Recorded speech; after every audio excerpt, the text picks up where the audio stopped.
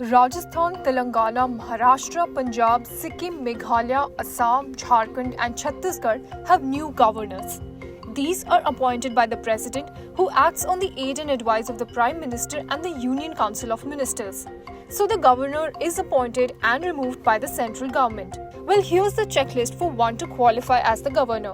One must be the citizen of India, should have completed the age of 35 years, should not be a member of parliament or a state legislature, and must not hold any other office of profit. They can appoint chief ministers, and state election commissioner and judges of the district courts. They also serve as chancellors of all the universities in the state. The governor can report to the president about the failure of constitutional machinery in the state.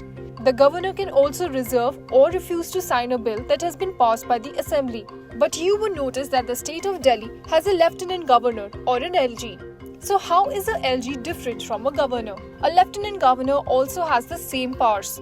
Only 3 union territories, Andaman and Nicobar, Delhi and Puducherry, have lieutenant governors. These powers are in place to ensure checks and balances for the state government and its functioning. In an observation made in November 2017, the Supreme Court said that the Lieutenant Government of Delhi has more powers than the governor of a state. He does not have to listen to the advice of the Council of Ministers.